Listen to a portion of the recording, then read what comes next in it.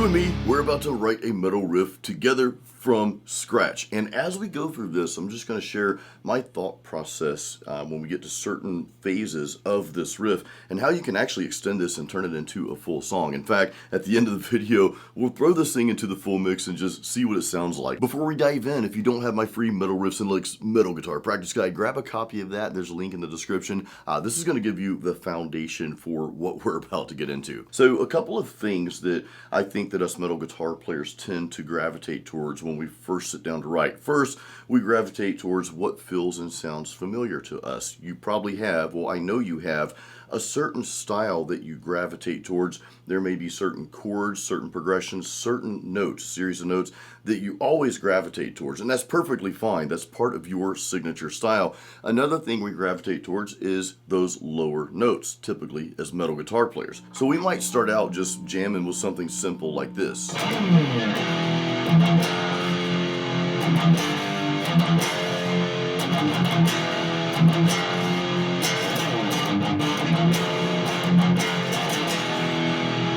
Just the simple E power chord, F, and the G. And what I normally do is I'll change that second note of the power chord. So instead of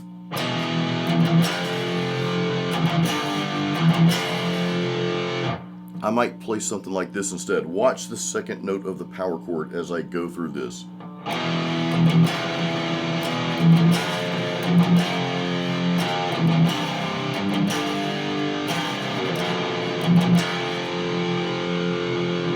You see and you hear the difference in how I changed that whole thing. And one of the things that naturally happened was that each note was extended. To make that work for me to change that second note of the power chord, it just kind of felt more natural to extend each part out a little bit to capture that. So what we're doing is playing the E power chord, but instead of open E string and second fret A string, I'm also playing the third fret of the A string.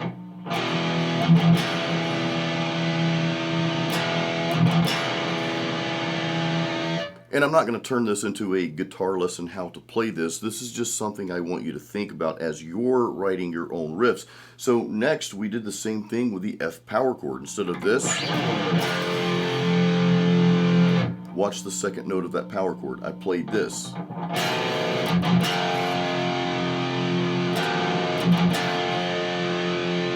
Same concept with the G power chord. Instead of this, I played this.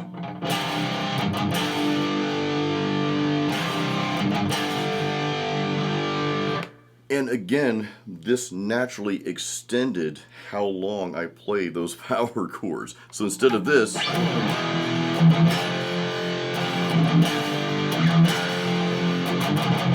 it went to this.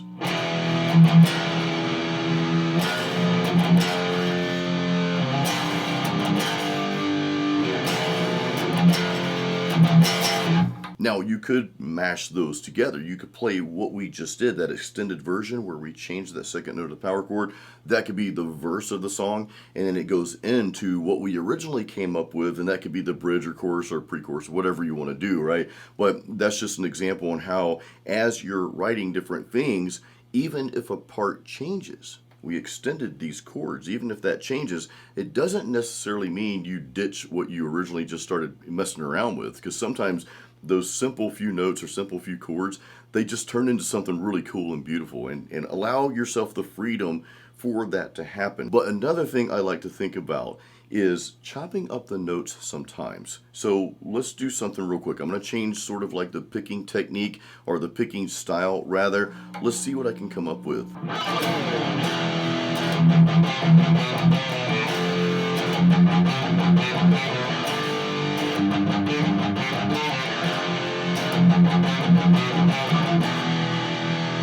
Once again, it kind of changed how that whole thing sounds, how it feels when you play it, and of course when you hear it. We chopped up those notes a little bit, just added some slight single note riffs within there. So I might go back and say, okay, well, that was kind of cool, but maybe I don't like it. Maybe I go with that, maybe I don't. Maybe I go back to just this.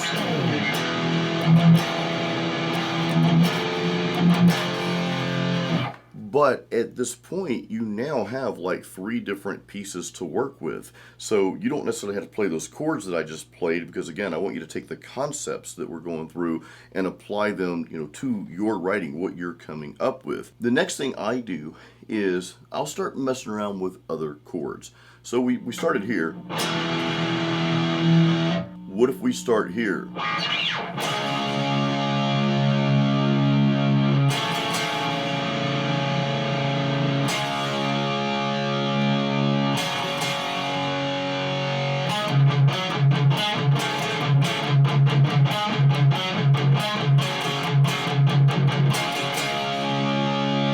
Already I start messing around with that second note of the power chord. That's kind of a go-to for me, and I really encourage you to try that. Just change that note, because I don't know, it brings out this really cool melody, and that alone can just like spark a landslide of ideas for your riffs. So I always encourage you, don't just play the power chord. I mean, you can, but play around with that second note and just see the different textures you can come up with.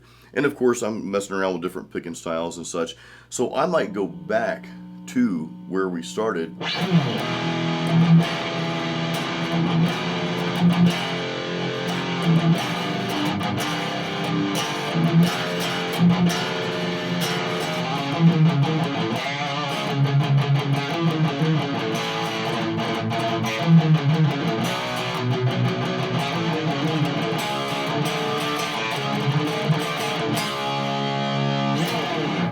Now, I'm just all over the place with that. I went to the key of C sharp minor.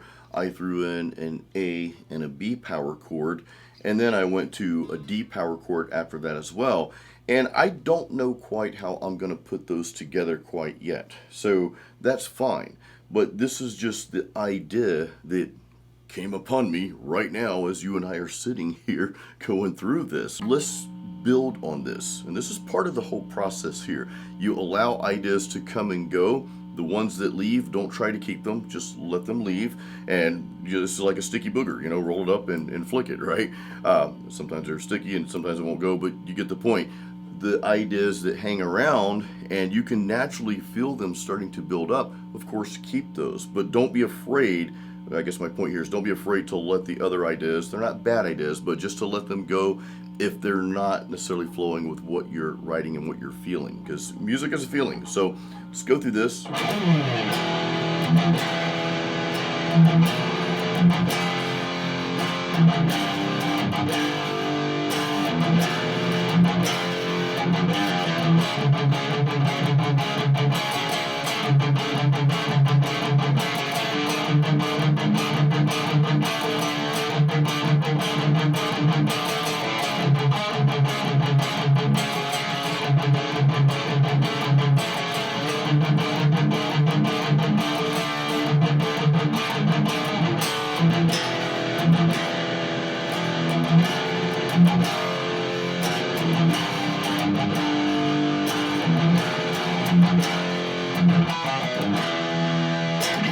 Now, I really liked that transition when we went from the C sharp riff back to the original riff. That sparked something inside. So my point here, I encourage you to, as you come up with these different parts, continue to play them back to back. Continue to go from that first riff to the second part you came up with, but then go back to the first and just keep bouncing those off of one another.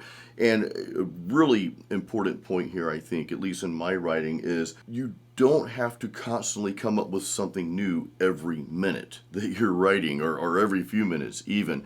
It's cool to just stay on that riff, hang on there, and keep letting that form. The more you play through that, just keep letting that form and let those ideas flow naturally, as opposed to like, well, now I need to throw something else, I need to put more notes in here, I need to do another chord change. Look, you can do all that, but nail down this part that you're writing. So I'm only going to stick with these two parts for now, and I'm going to look at what we have, and you know what?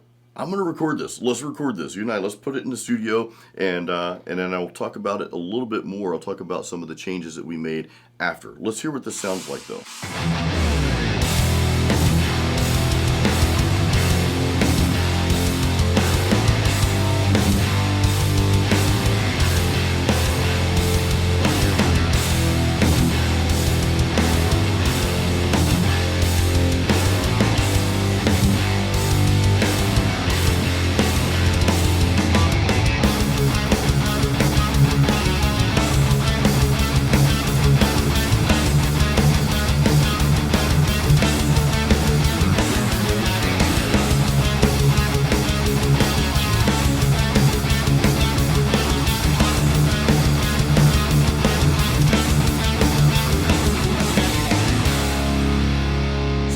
some of the riffs changed a little bit in the full mix. You know, it's amazing when you get in there and start recording stuff, you start getting even more ideas once you throw the drums in, a second guitar and bass track and all that good stuff. By the way, if you want to take everything to that deeper level, from technique to style to writing your own riffs and developing your own style, well, check out the Jason Stallworth Guitar Academy.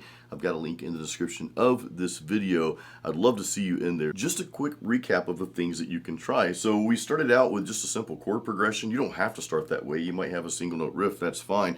But we've got this progression, we've got this series of notes, and if you're playing power chords, first thing you can do is change the second note of that power chord, and that's where you start to form the melodies. And a lot of times that's where the actual single note riffs will come from, because then you start hearing things like, okay, that sounds cool. And then pay attention to how that shapes that progression that you're writing, that whole riff. Then I want you to think about, well, do you want to chop this up? Do you want to change the picking technique? You know, we didn't do any like fast alternate picking in this video, but you can always do that as well, as opposed to just playing downstrokes. So play around with these different techniques with that first part of the riff and see what starts to flow naturally as you hear things progress. Also, remember that you don't have to keep everything that you write. You might try something and it's like, okay, that didn't work. Don't be afraid to toss that to the side and say, okay, well, that just didn't work for this riff, and allow the riff to pull you in and take you to where it naturally wants to go. Now, the other thing we did was we changed keys entirely. And I don't want you to overthink the theory side of things. You don't have to, especially with metal, because a lot of times we're just all over the place playing, you know, all kind of different weird progressions and notes that maybe don't fit in other styles, but it fits perfectly in our style. So try going to just a different progression, different power chord, different series of notes than what you're already writing in, and continue. Lastly, continue to play these two pieces together, or maybe it's three pieces you come up with. Play them back to back together. Keep doing that, and this is how that riff will start to form into different parts of a song that you are writing. So once again, I hope this video helped you. Leave me any comments you have down below. As always, keep it metal and keep playing music.